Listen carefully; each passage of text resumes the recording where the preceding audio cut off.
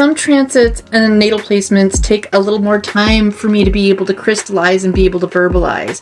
And I think I'm finally understanding and being able to coalesce the energy of Saturn in Pisces. Sure, Elisa Einhorn literally wrote the best book on Saturn I've ever read, which I have and I can access at any time. But I want to use my words, not her genius words, and I highly recommend that book. It made me cry when I read my Saturn placement. I felt truly seen for the first time in an astrology book ever. It's called The Little Book of Saturn by Elisa Einhorn. Pisces energy is really hard to put into words.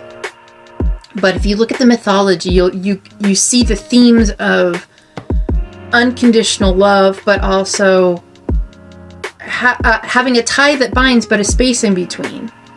So it's got this faith element, that tether, that silver line between this and that. We are all connected, but in order to individualize, the universe, God can't experience itself through us without condition. It can't identify things outside of itself without a condition. So our individuality is important inside this energy. So with that unconditional love and that tie that always binds and the space in between, we have Saturn with the karma and the discipline, and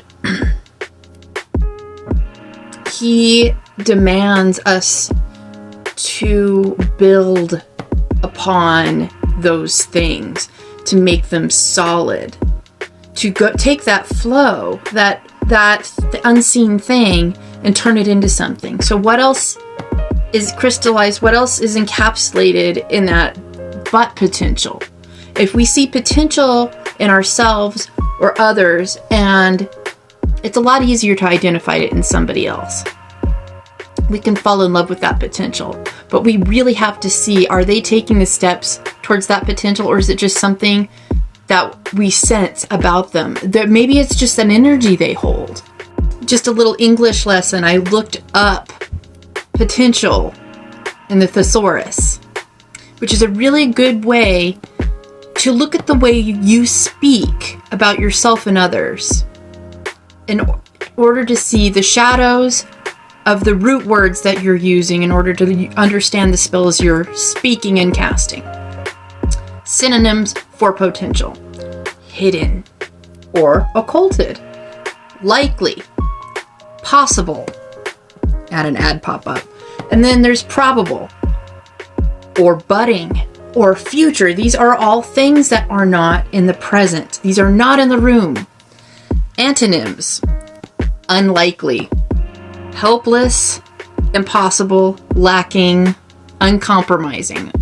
These are how we know if the potential's in the room or not, because we can see it now that we know the definitions of the synonyms and you might very well be dealing with good potential in somebody. You might very well be dealing with good potential in yourself.